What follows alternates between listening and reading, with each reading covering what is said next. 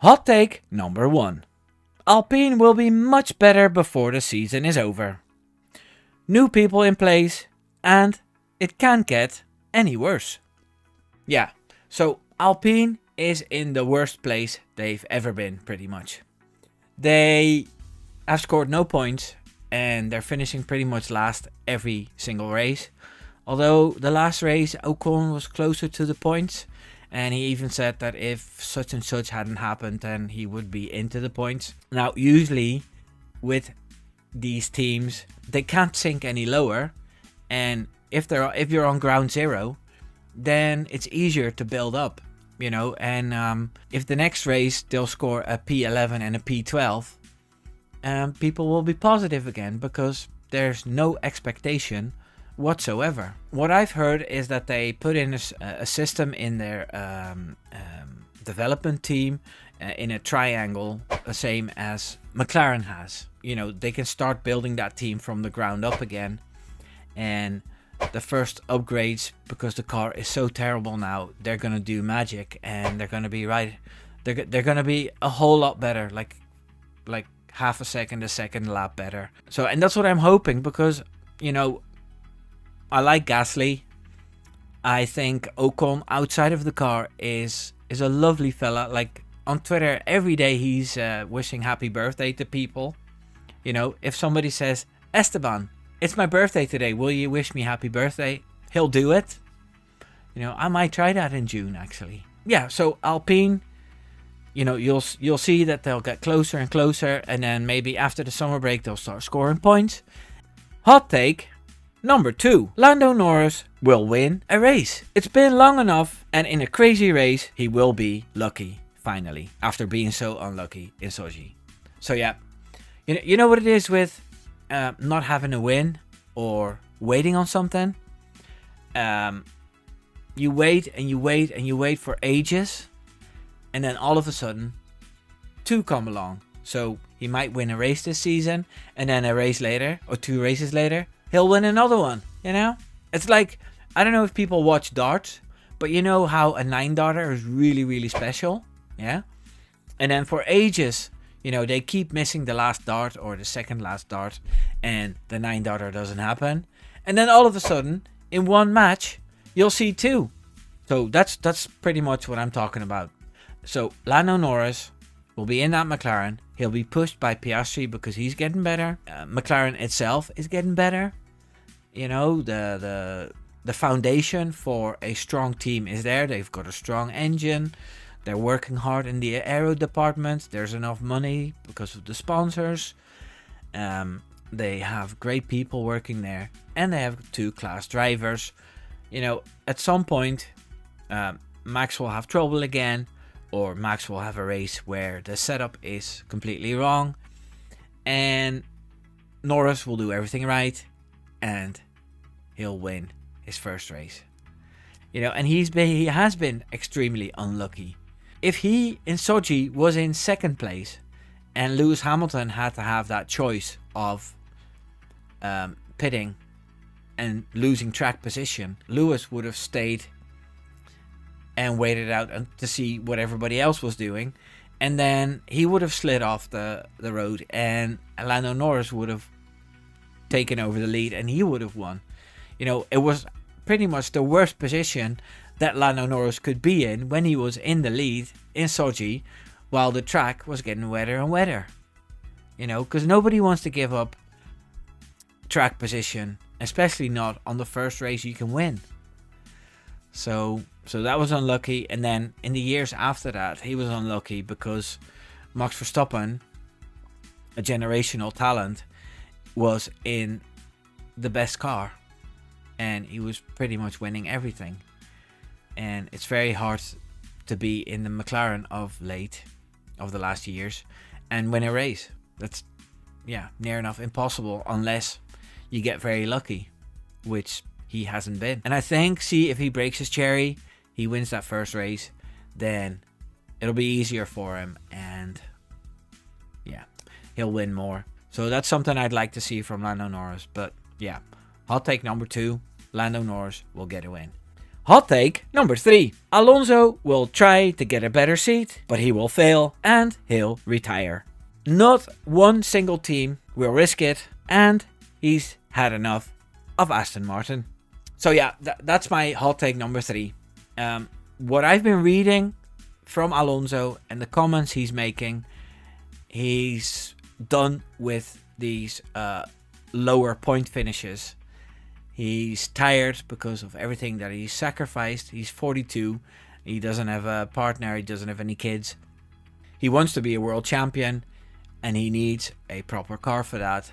So ideally, he wants the seat of Checo Perez besides Max, and then he'll sort himself out. If Max decides to leave, which was a topic a while ago, but not anymore, because I read today that he said in AD, that's another Dutch newspaper, Algemeen Dagblad, which is, I rate AD higher than the Telegraaf. I don't know if the Dutchies here agree with me, but Max has said the danger of me leaving is pretty much over now. I think Helmut Marko's position is secured for as long as Max wants him there, and Christian Horner will put his plans to buy into the factory and the Red Bull Racing team as a co-owner. He'll put that, away for a few years until Max leaves, and then he'll probably buy himself in. Because those two things were the issue. All that other stuff, Christian Horner being sued and all that stuff, that was all politics to get that idea of him buying in and getting rid of Helmut Marko out of his head. But anyway, we're talking about Alonso now. So Max Verstappen won't leave to Mercedes. He won't leave to Aston Martin. I don't see Adrian Newey leaving to Aston Martin, even if he gets a blank check, because he's making 10-12 million a year already anyway, and I don't see Newey leaving for money, because at the end of the day, are you going to be happier with 40 million on your bank account or 50 million? That makes no difference. But the freedom he gets at Red Bull, and yeah, so I don't see Adrian Newey leaving either. So Alonso is left with staying at Aston Martin, fighting for P9 and P10. The Red Bull seat won't come available. Then there's the seat besides George Russell. But Mercedes isn't very good. Mercedes, the way they're going now, they'll end up 5th in the standings. So there's no point going there. Ferrari's full. McLaren is full up. So I think Fernando Alonso is going to look at his options and say, that's it for now. That's it for good. He's leaving. And he'll be missed, but I'm looking forward to a fresh face, which is something I talked about in my previous video as well. Hot take number 4. Ferrari will be just as fast as Red Bull towards the end of the season. The development race is going on big time, but 2025 is going to be a weird season where everybody will be focusing on 2026, the new regulations. And I think we're going to notice that towards the end of the season. If Red Bull has enough points to get the championships in, and maybe even 4 or 5 races before the end, they'll have it in the bag again.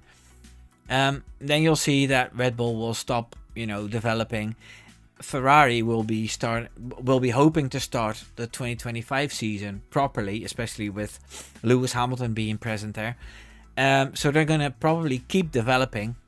And then you'll see the last 5-6 races, they'll be just as quick as Red Bull.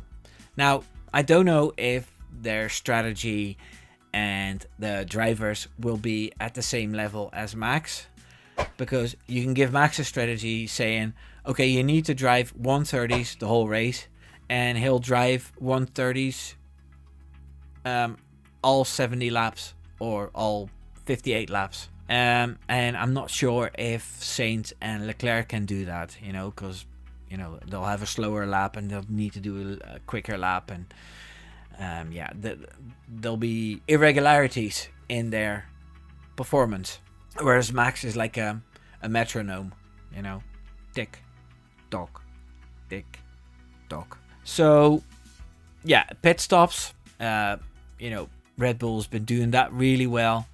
Ferrari, they've improved, and the strategy so far has improved as well. But so towards the end of the season, I think Ferrari and Red Bull will be just as quick, but it doesn't mean that Ferrari will win all those races.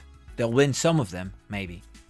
Daniel Ricciardo will be sidelined for Liam Lawson in the summer break. Lawson can't be denied anymore. The sponsor deals that Daniel Ricciardo was brought in for are done, and they can't be moved back. And Ricciardo, unfortunately, is a little bit done as well. Because the stories we're hearing now, you know, team principals saying, yeah, we need to make a car that Daniel Ricciardo feels comfortable with. Well, the last car that Daniel Ricciardo was properly comfortable with was the Red Bull car in 2018. And that's 6 years ago. He drove okay at Renault, but there were things that he didn't like about the Renault car. Then he went to McLaren. It was a disaster. Then he was out for a while. He noticed that he still wanted to drive. Christian Horner loves Daniel Ricciardo, so he put him in that Toro Rosso seat, or the RB seat, to replace Nick de Vries. And he hasn't shown anything except one good race in Mexico. And this season, you know, he's getting beaten in quali, he's getting beaten in the race, he spins, he doesn't pay attention to track limits. All these little things that, you know, Checo Perez gets crushed for in the Red Bull seat are happening to Daniel Ricciardo now. I love the guy. You know, I made a video, I don't know, 6-7 months ago about Daniel Ricciardo is going to be winning races again. But yeah, I have to admit that I was wrong, because his performances are disappointing. And maybe, you know, when he started driving, which was in 2013, the cars were different. I don't know, lighter, or there's something about his way of driving that gelled more with the older specs cars than the modern day cars. Maybe that whole ground effect is not working for him. I don't know. I'm sure he tries his utmost to make the best out of it. I'm sure that he trains hard, that he's fit, that he has great talent to be a racing driver.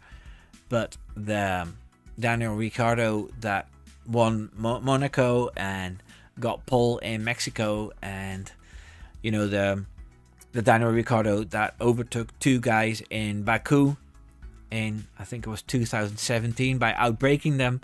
I think that Daniel Ricciardo is long gone, and he's not coming back. Why would you keep Liam Lawson on the sideline if you have such a good driver from your own junior team that can fill in that gap, that is dying to fill in that gap? You know, because yeah, he all the stuff that he said on Drive to Survive was clearly because he wants to be in that seat. So yeah, that's my take on Daniel Ricciardo being replaced.